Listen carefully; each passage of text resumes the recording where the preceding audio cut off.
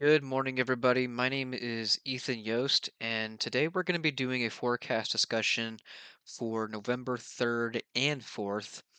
The SPC has outlined now two enhanced risks, level 3 out of 5 for severe weather, centered for today, November 3rd, across portions of southeastern Oklahoma and to the extreme northern portion of Texas, and those risks are going to include all hazards. We have a 10% tornado risk outlined in that enhanced risk, as well as a 30% wind risk. And then off to the west, before convection is expected to line out, there is a 15% hatched area for large to very large hail. And then there's a large slight risk draped just around that enhanced risk, extending well into Texas and much of Oklahoma, southwest Missouri, and northwestern Arkansas. So today's a pretty active day. Um, we'll jump into November 4th in a little bit here, but let's just jump into what's going on currently. Here on visible satellite imagery, you can see a lot of clouds are just shrouding the region here across Oklahoma and even quite a bit of northern Texas. That is a sign of pretty strong moisture advection that's been going on for the past few hours here across the region. And you can already notice a few bubblers here across the Texas Panhandle into southwestern Oklahoma. That is a bit of convection that has already initiated off the frontal boundary here. um, the SPC does have a mesoscale discussion out for these storms, as the severe threat is likely to increase over the next couple of hours. But overall, there's quite a bit of convection already going on, quite a bit of rain going on within the enhanced region. But that is expected to move off to the northeast and allow for a little bit of breaks in the clouds and some surface heating to allow instability to build throughout the afternoon. It is 11 a.m. currently, so there's still a bit of time for that instability to build. But yeah, so quite a bit of convection already going on, especially down into the Texas region. There's quite a bit of enhanced convection, and then into central Oklahoma, right along those frontal boundaries. So let's jump into the meteorology here. We're going to go pretty in depth. So if you guys have any questions, feel free to leave them in the comment section. But we're going to go quite in depth here when it comes to the meteorology side of things and try to explain why and how the severe weather threat is going to evolve. So the main feature that draws all your eyes is this big old trough out to the west here, centered over the Four Corners region. There's a belt of enhanced flow still rounding the base of the trough, still well to the back side here. And this is going to continue to allow the trough to amplify over the next day or so. And you can see a belt of about 90 knots just here on the backside in California. But there's a broad belt of a southwesterly flow impinging Texas, Oklahoma, and even up into Missouri, and might be able to pick out a few short waves embedded within the flow here. If we look closely, looks like there might be a little short wave already kind of in Missouri here, initiating some of that convection up here, and then maybe another little subtle short wave down in here. It's going to rotate through the flow, and that's going to allow for some more storms to initiate. Maybe another one back in here. So kind of a lot of shortwave impulses that will be rotating through the trough here over the next couple hours and allow for quite numerous storms to initiate in the warm sector here. But a very high amplitude feature, uh, neutrally to positively tilted, pretty favorable for robust severe weather and especially a pretty enhanced low level response, which we will get to in just a little bit. Let's jump down to 700 millibars and see if we can pick out those short waves a bit better. You can see that more defined short wave right in here, just south of New Mexico into the Mexican plateau. That's going to rotate through the flow and more than likely be the main initiating mechanism for storms in the open warm sector across this region over the next couple hours here. And pretty strong flow already at 700 millibars, about 35 to 40 knots across the region, and that's expected to increase throughout the evening and enhance that low-level shear. Let's jump down to 850 millibars and get an idea of the low-level jet that we are expecting to increase throughout the day. Already have built of about 35 knots across Oklahoma, 30 knots surrounding that across Texas and up into Arkansas. Pretty strong low-level jet in Missouri, 60 knots, and that's mainly due to kind of in a convectively enhanced region. Lots of rain already been throughout that region. But overall, there's a pretty strong low-level jet to support robust low-level shear for any supercell to take advantage of. And that's expected to increase throughout the day, and we'll see some large looping photographs that will be supportive of numerous to maybe even strong tornadoes across the region. Let's jump down to the surface. Uh, Looks like we have a pretty defined low-level cyclone here centered over northeastern Colorado, that Lee cyclone, and then a bit of a warm front extending to the east of that, draped through Missouri, and then looks like there's no real defined fronts to the south of that from this surface level. We do look to have a little mesolow right in here. Maybe if we take a look at some raw surface data, we can get a better idea. But let's look at some dew points here. So it might be a bit of a dry line extending to the south of that surface low here from northeast, from about southern Nebraska through Kansas and down through the Oklahoma and Texas panhandles. That's likely to be the initiating mechanism for storm initiation over the next couple hours. Uh, Likely going to uh, generate a cold front in this northern portion of the area as this lee cyclone becomes a bit more enhanced and we get stronger northerly winds behind that front. Right now, it's kind of just a composite boundary that's been sitting pretty stationary here, more of a moisture gradient than anything. But let's look at some raw surface data so we can get a better idea of what we are seeing here. Uh, this is the UCAR website, and this is observed data. And again, we do have that cyclone up in northeastern Colorado. And you can see that moisture gradient across the region. We've got 60s dew points, and even maybe 70s dew points down here into Texas. That 70s dew point plume kind of situated within this region right in here.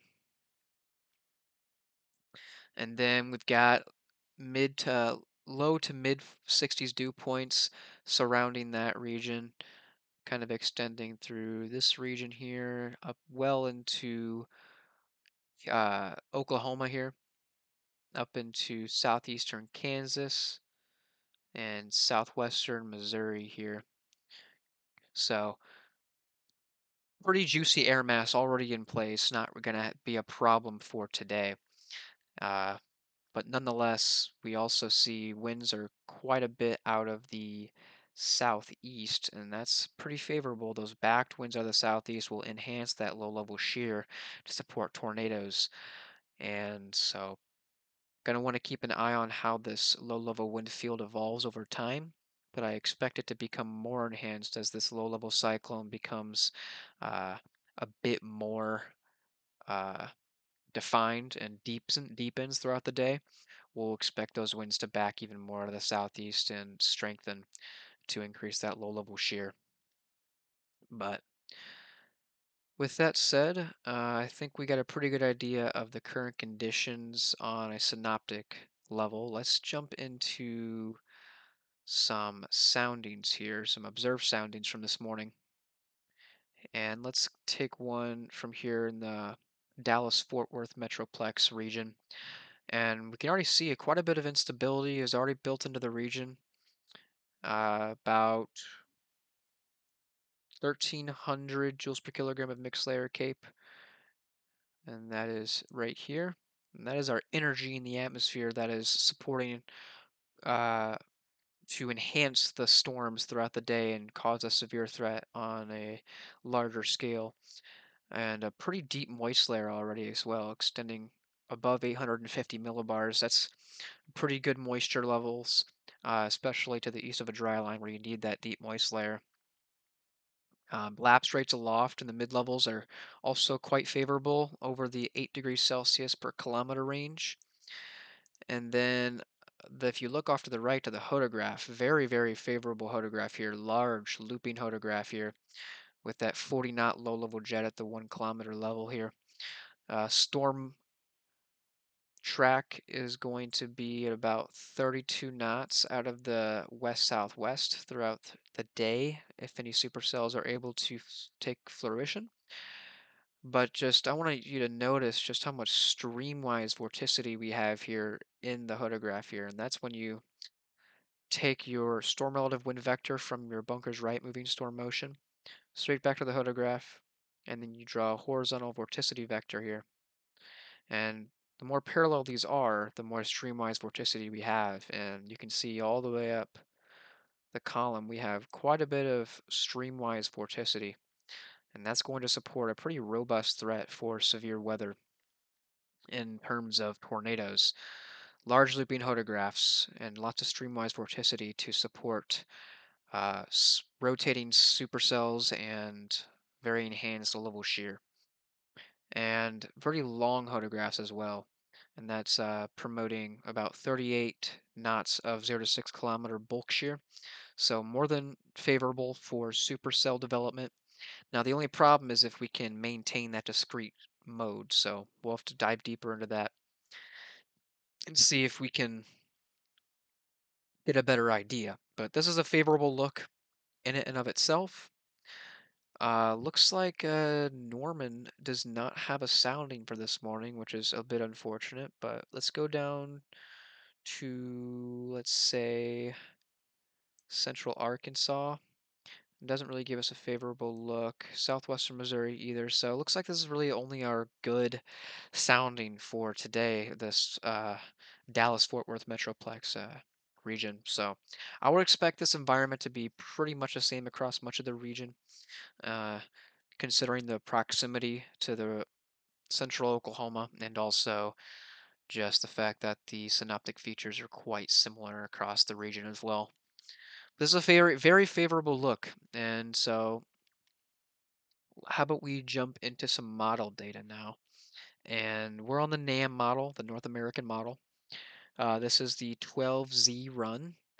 And again, we just have this large trough that is impinging much of the desert southwest and belt of enhanced flow still relegated to the backside of this trough. It's going to continue to allow the trough to amplify over time.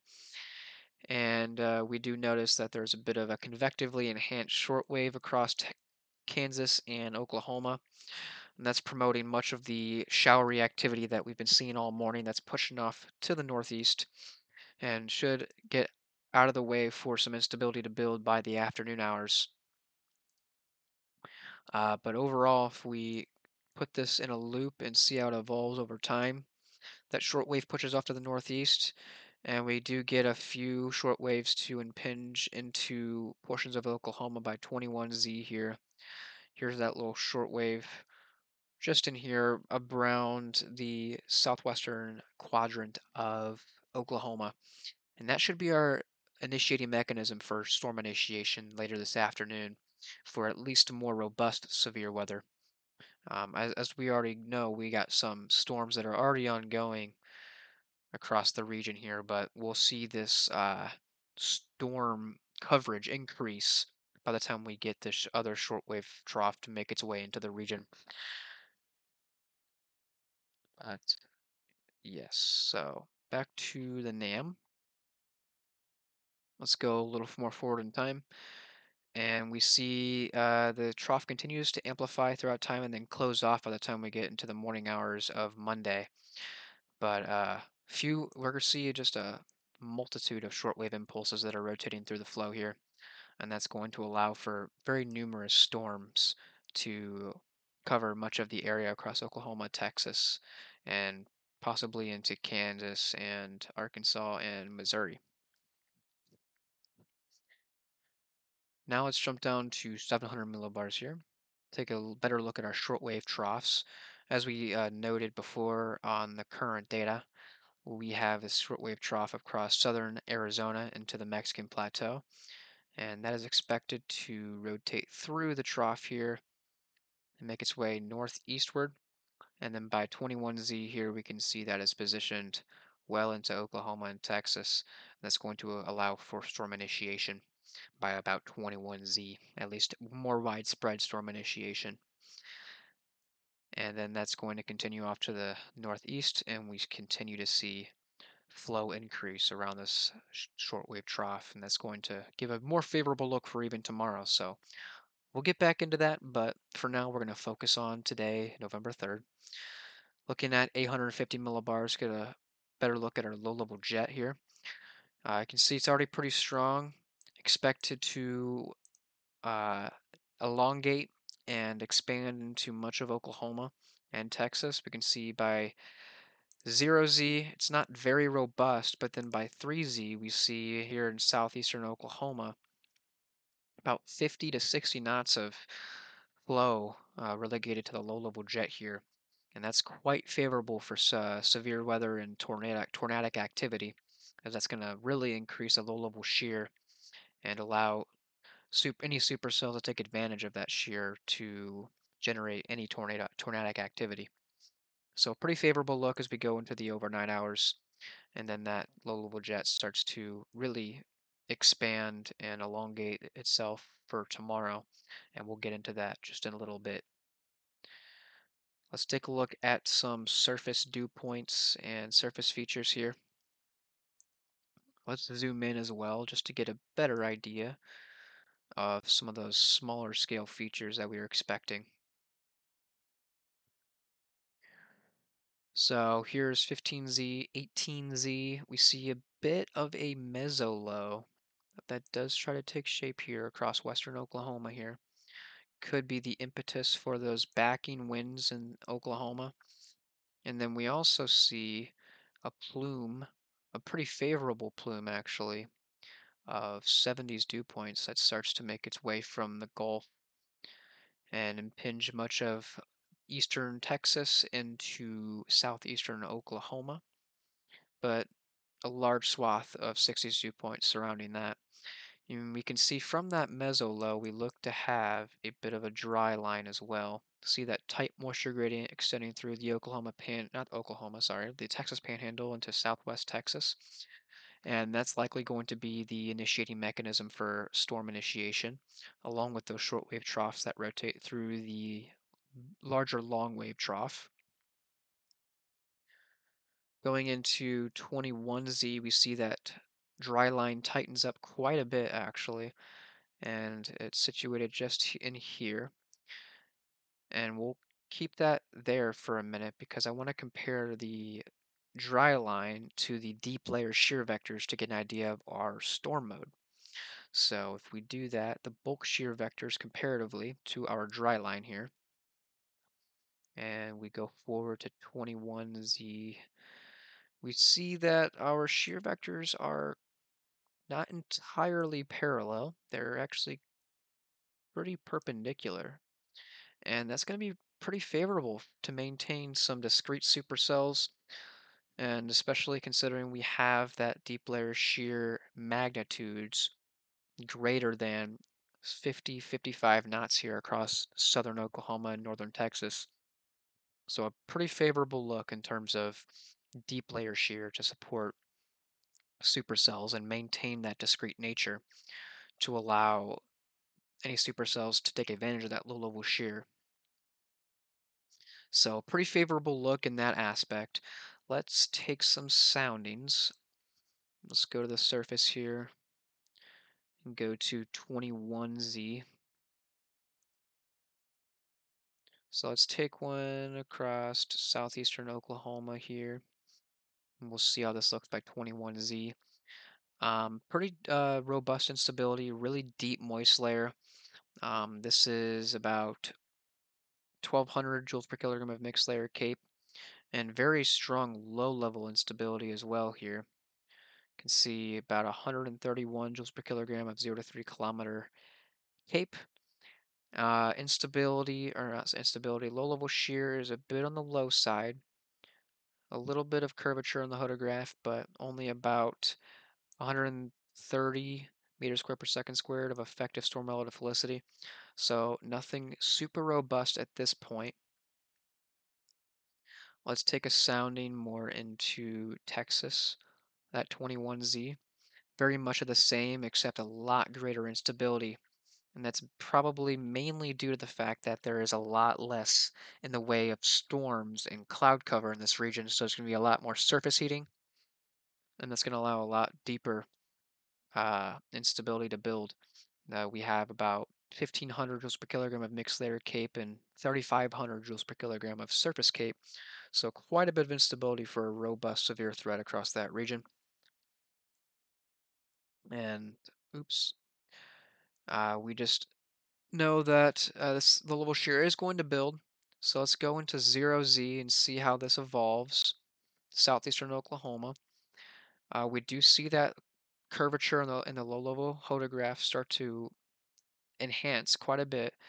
About 350 meters squared per second squared of effective storm relative felicity now. So very, very favorable in that aspect. And we still maintain quite a bit of that instability in the region, 1,500 joules per kilogram of mixed layer cape, and very, very long photographs. So, and then that's promoting about 60 knots of surface to 6 kilometer bulk shear. So very good kinematics, very favorable kinematics for uh, those tornadic activity that we're expecting. And take a look at that wind profile. That just veers super intensely, and that's going to promote a very highly sheared environment for these supercells to take advantage of. We've already noted that storm mode is quite favorable, and that there are going to likely be supercells, especially considering this kinematic environment we are seeing here. So a very favorable look. Going to want to watch out in this area over the next couple hours as we get into the early evening. Let's take one here across Texas. And this was also an extremely favorable sounding, very large looping photograph, promoting about 320 meters squared per second squared of storm relative felicity in the effective inflow layer. Very long photographs promoting 40 to 45 knots of 0 to 6 kilometer bulk shear, and then pretty strong instability through a deep layer, about 2,500 joules per kilogram of mixed layer cape, and quite a bit of low level instability as well, about 150 joules per kilogram of 0 to 3 kilometer cape. And that's going to be very efficient at tilting and stretching this uh, low level shear that we are experiencing in the low levels. So these are going to be very efficient at producing tornadoes today, especially considering this kinematic environment, especially the low level thermodynamic environment as well. You can see 70s dew points impinging much of these regions. Let's take another sounding here, maybe up into more east central Oklahoma at 0Z. A little less low in the way of low level shear, so that's why the tornado threat will not quite be as robust. And then farther south into Texas in that 70s dew point plume. Low level shear, not terrible, and it's definitely on the favorable side, but not quite as favorable as it is over in northern Texas. About 270 joules, meters squared per second squared effective storm relative felicity. And instability a bit on the lower side compared to northern Texas, about 1,600 joules per kilogram of mixed layer cape. But overall, still favorable environment, still warrants maybe a 2 to 5% tornado risk. Let's see what the Storm Prediction Center has, and they do have a 2 and 5% extending well into Texas. So definitely gonna have to keep an eye out. Even if you are in those 2 and 5%, low level shear will still be quite favorable. Let's continue on to 3Z here and see how This evolves. Let's go into southeastern Oklahoma again. And there you go. That's when the low level jet really kicks in, and we see that 0 to 1 kilometer wind extend all the way up into like 55 knots here.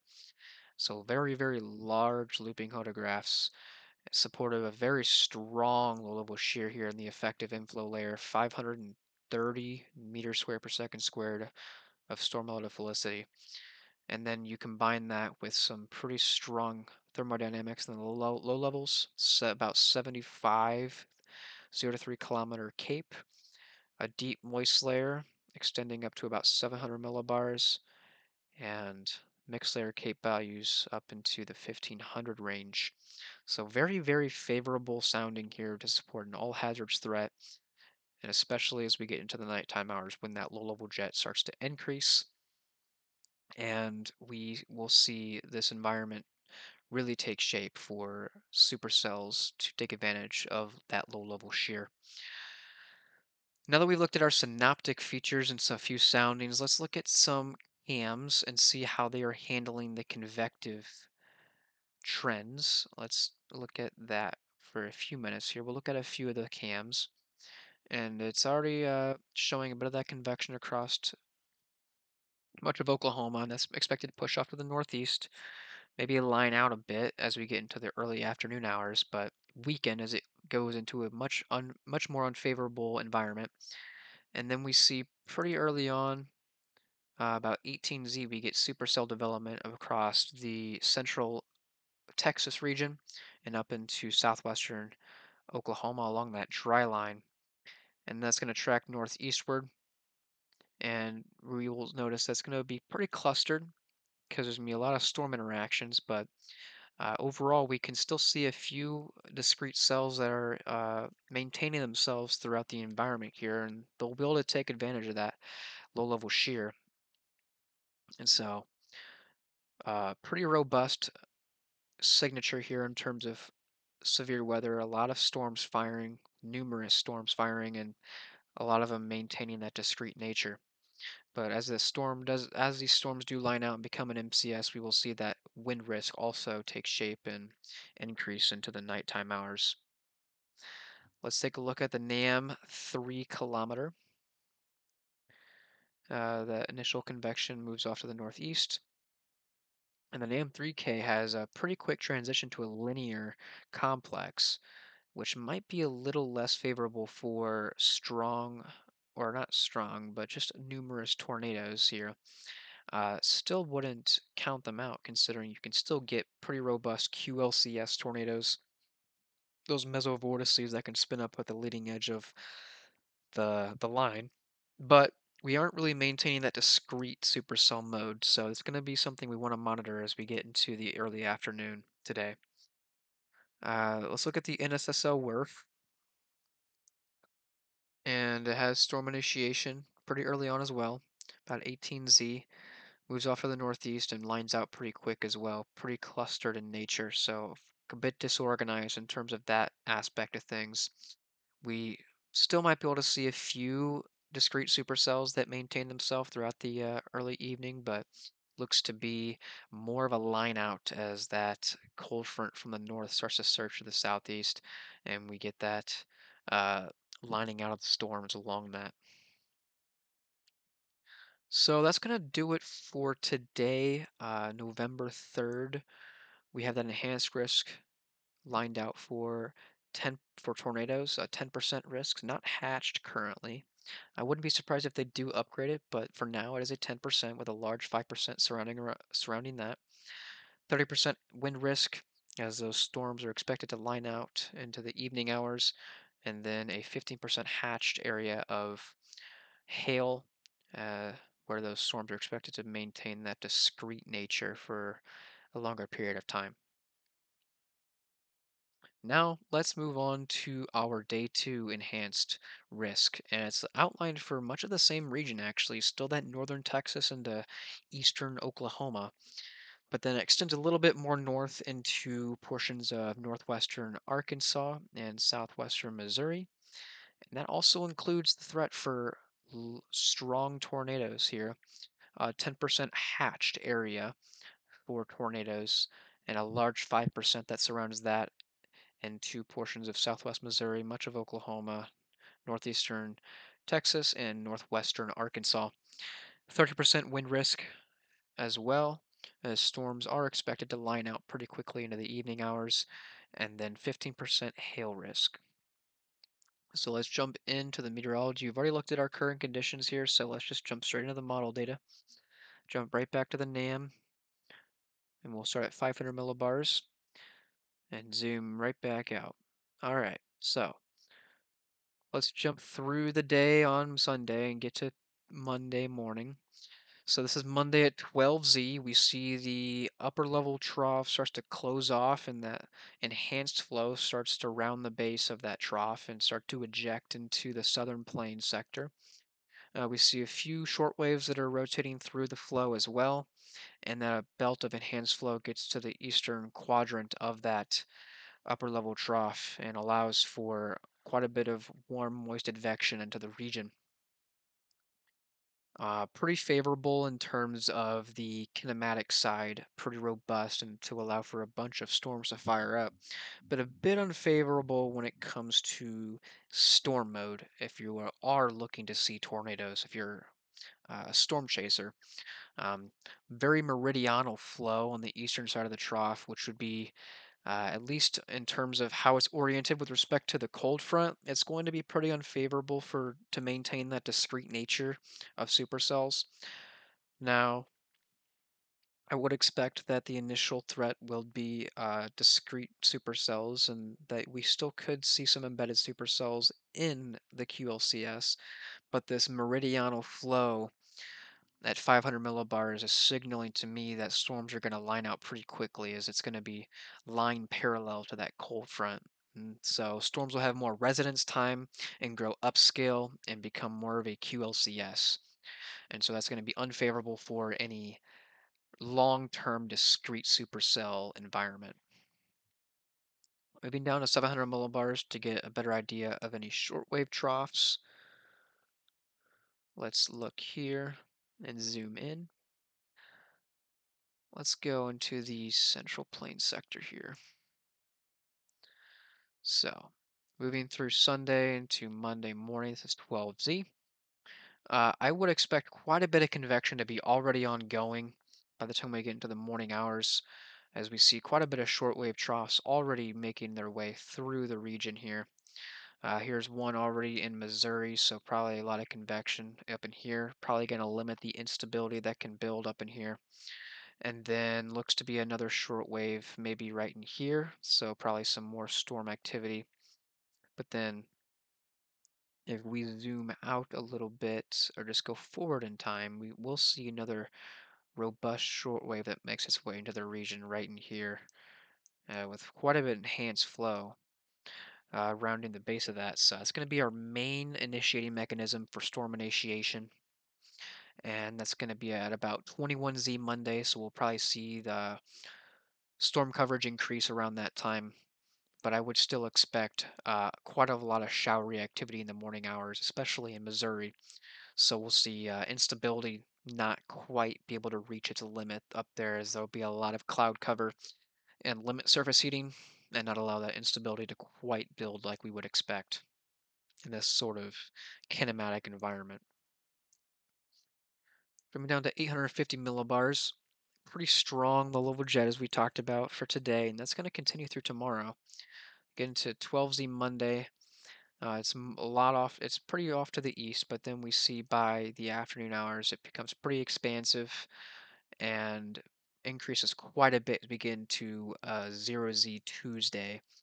Can see about 50 knots of flow relegated to much of northeastern Texas and eastern Oklahoma, and even into northwestern Arkansas.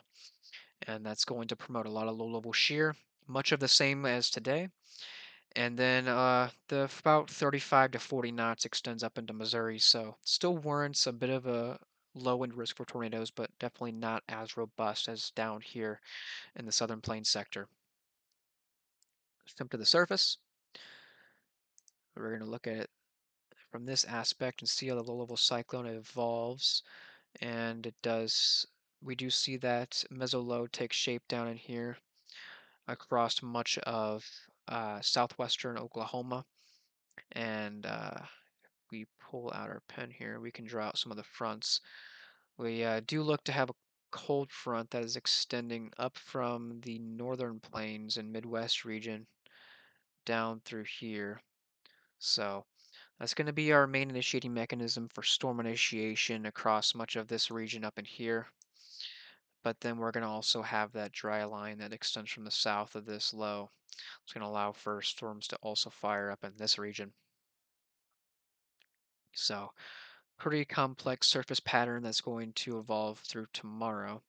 And then that mesolow shifts off to the northeast a little bit, and we see those winds back out of the southeast quite a bit across much of the region, especially across eastern Oklahoma and southwestern Missouri. We see those southwesterly winds, but strong flow nonetheless. And then we go into the evening hours, and that mesolow really shifts off to the northeast, and those winds back out of the southeast even more. So we're going to really see that low-level shear increase quite a bit as we get into the 0Z time frame when that low-level jet increases and those winds back out of the southeast.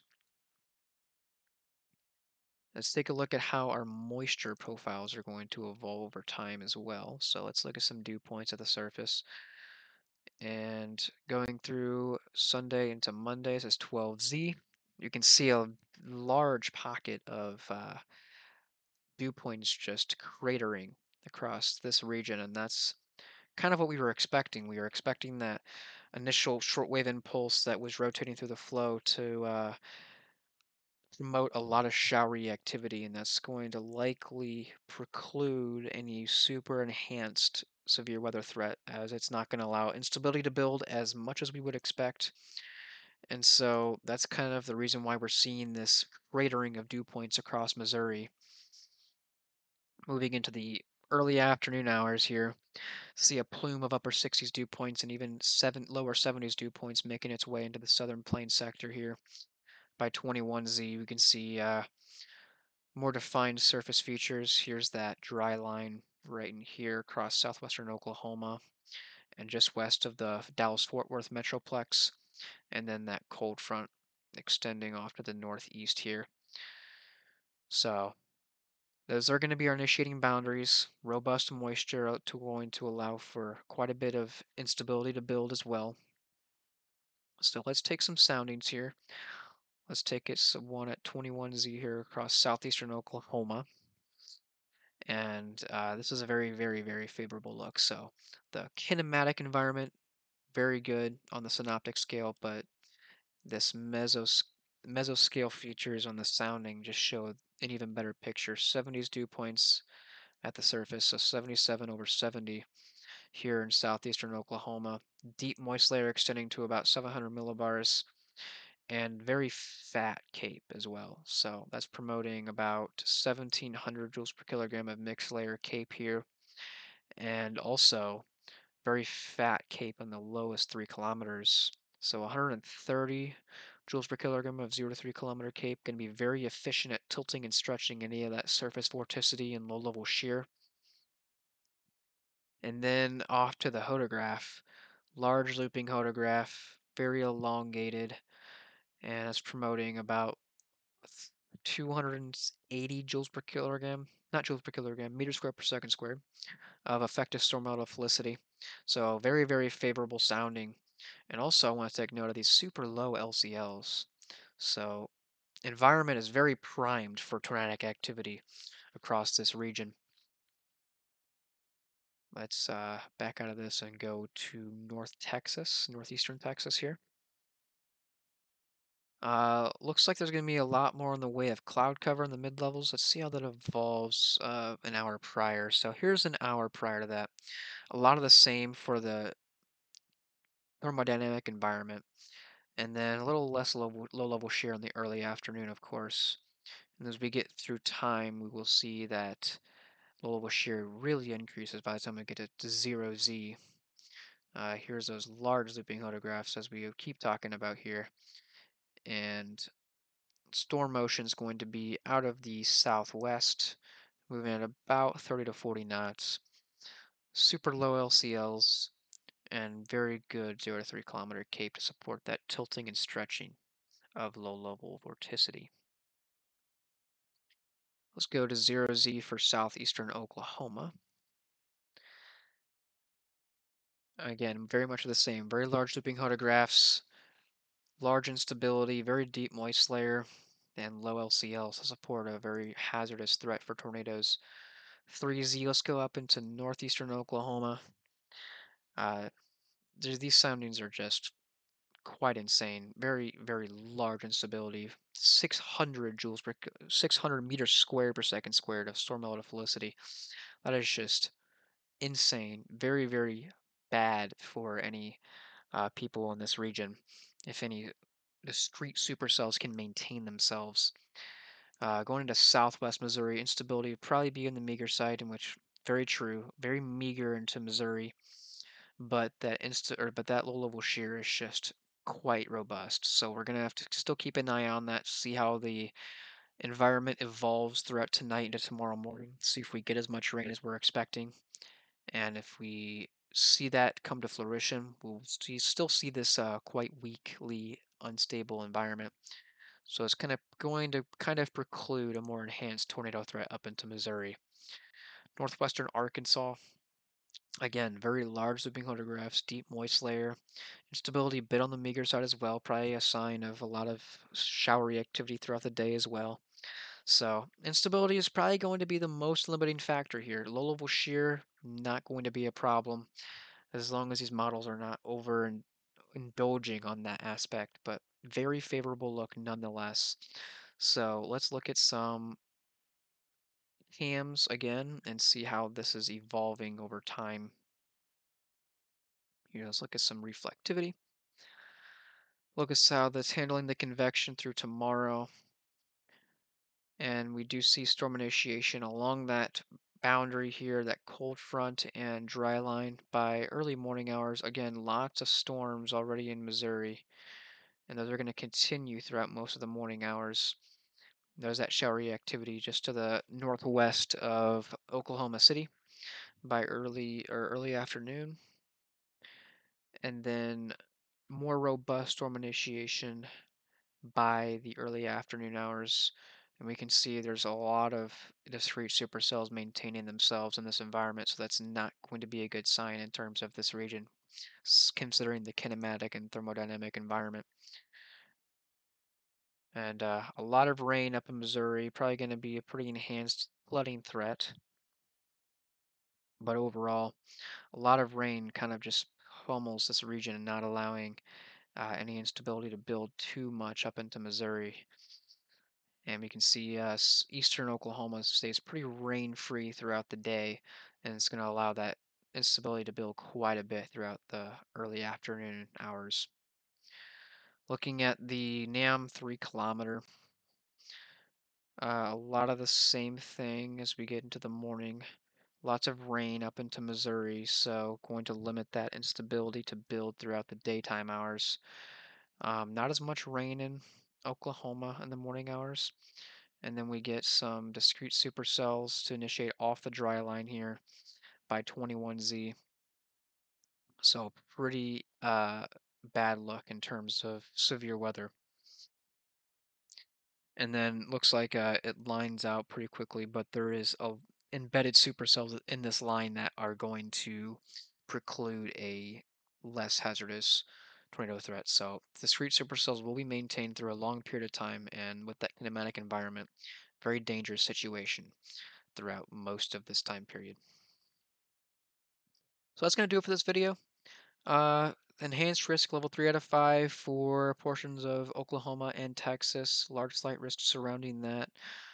10% tornado risk, 30% wind risk, and 15 hatch hail risk. And that's for November 3rd today. And then tomorrow, we have another level 3 to 5 enhanced risk for 10% hatch tornadoes and 30% wind risk. Much of the same regions in this threat tomorrow as they are today, and then a 15% hail risk as well. So hope you guys enjoyed. Shoot me any questions in the comments if you have any particular meteorological questions, anything was confusing, or if you want any more details. And I will likely put out another video tomorrow morning updating you guys on how the threat's going to evolve for November 4th, as there's a lot of limiting factors in terms of the instability portion in Missouri. So we'll just see if anything changes there. But with that, I will catch you guys in the next video.